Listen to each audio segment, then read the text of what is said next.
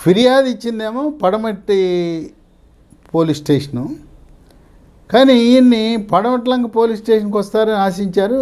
పోలీసులు తెలివిగా కృష్ణలంక పోలీస్ స్టేషన్లో తీసుకువెళ్ళి అక్కడ 1 గంట నుంచి ప్రారంభించి రాత్రి 8:30 గంటల వరకు సుమారు 7 గంటల పైగా అతను ప్రశ్నించి వీలైనంత సమాచారాన్ని రాబట్టారు. ఇక 7వ నిందితుడు 8వ నిందితుడుగా ఉండే శివరామకృష్ణ ప్రసాద్, లక్ష్మీపతి నిమ్మ వాళ్ళను కూడా ప్రశ్నించారు. ఇప్పుడు వీళ్ళతో పాటు వంశీకి అన్ని రకాలుగా ఈ అక్రమాలు, అరాచకాలు వీటిల్లో సహకరించే కొమ్మ, కోట్లు, ఈయన రామవరపాడు, ప్రసాదంపాడు, ఎనికేపాడు ఈ ప్రాంతంలో ఆయన కింగ్ అనుకుంటాడు. ఒక ఆయన భీమవరపు రాము, గంటి రాజు, వీళ్ళందరూ కూడా పరారులో ఉన్నారు. ఈ కేసు ఏదైతే తెలుగుదేశం పార్టీ కార్యాలయం గన్నవరం తగలబెట్టిన కేసులో 88 మంది నిందితులపై కేసులు పెట్టారు పోలీసులు. ఇక వీళ్ళంతా ఎక్కడి దారిని అక్కడ సర్దుకున్నారు. వలభనేని వంశీ పెద్ద ఎత్తున వైఎస్ఆర్సీపీ శ్రేణులు ఇక్కడ నిరసన గళం విప్పుతారనుకున్నాడు. ఎవరు ఏమీ స్పందనే లేదు. అదొక రకంగా అతనికి నిరాశే. ఇక కృష్ణలంకలో పోలీసులు ప్రశ్నించిన తర్వాత ఇక పోలీసులు రిమాండ్ రిపోర్ట్ రాసుకున్నారు. మరి అరెస్ట్ చేసే ముందు వైద్య పరీక్ష నిర్వహించాలి. ప్రభుత్వ గవర్నమెంట్ జనరల్ హాస్పిటల్, కొత్త హాస్పిటల్ విజయవాడకు తీసుకువెళ్ళి పరీక్షలు చేసి అయిపోయిన తర్వాత వల్లభనేని వంశీని కోర్టులో ప్రవేశపెట్టారు. కోర్టులో ప్రవేశపెట్టే సమయం కొంచెం ఆలస్యమైంది.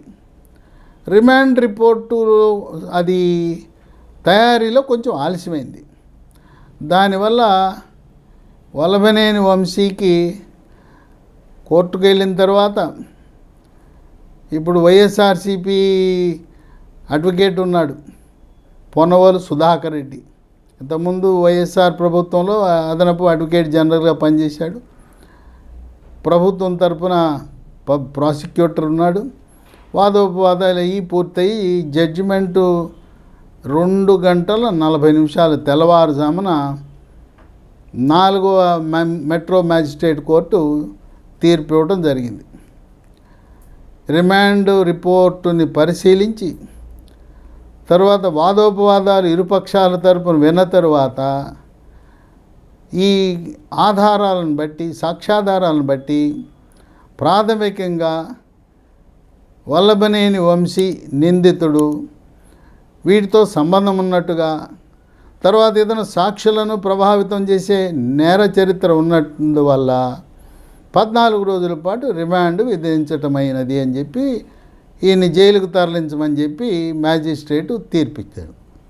ఈయనతో పాటు మరో 2 కూడా ఉన్నారు, శివరామకృష్ణ ప్రసాద్, లక్ష్మీపతి నిమ్మ. వాళ్ళను కూడా రిమాండ్కి తరలించారు. విజయవాడలో జైలుకి తీసుకెళ్లారు.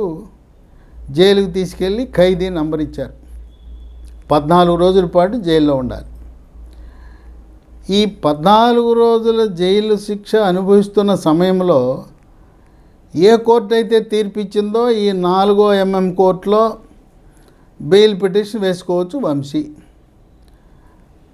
అక్కడ ఎట్టగో రాదు. ఇక తదుపరి జిల్లా కోర్టులో అప్పీల్ వేసుకోవచ్చు, బెయిల్ పిటిషన్ వేసుకోవచ్చు.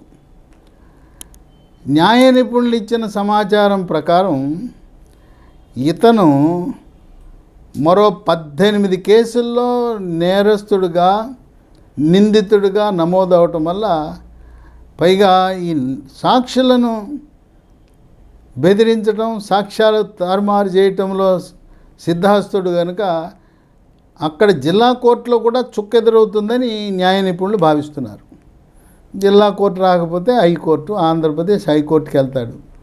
సాధారణంగా హైకోర్టు వాళ్ళు జిల్లా కోర్టులో ఏది జరిగిందో దాన్ని చూసి వాళ్ళు నిర్ణయం తీసుకుంటారు.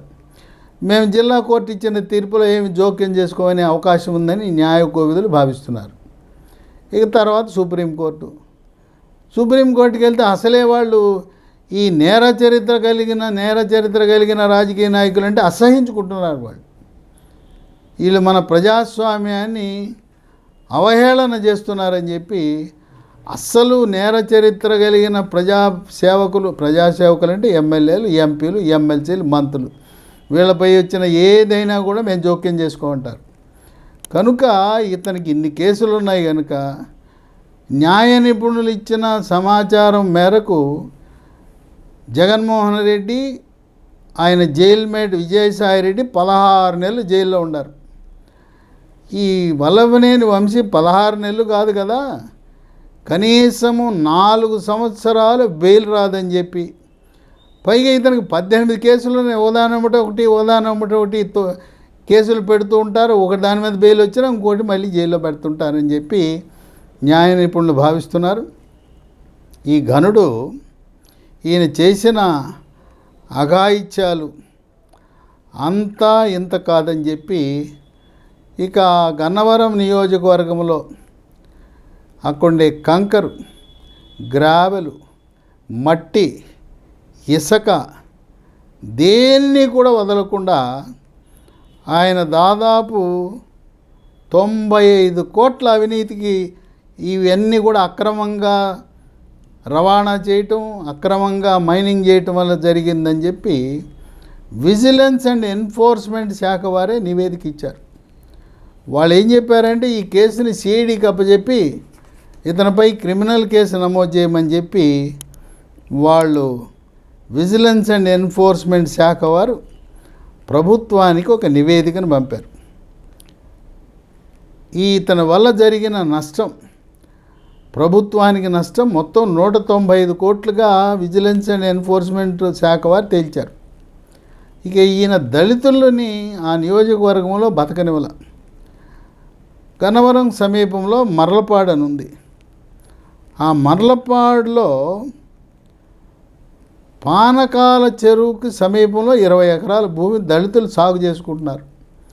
మీకు వేరే చోట ఇస్తాను భూమి, కొండపావులూరులో మీకు ఇస్తాను రండి కదలండి అని చెప్పి ఆ భూమిని ఆక్రమించి దాంట్లో మట్టి అంతా అమ్ముకుని 100 కోట్లు లబ్ధి పొందాడనే ఆరోపణలు కూడా ఉన్నాయి.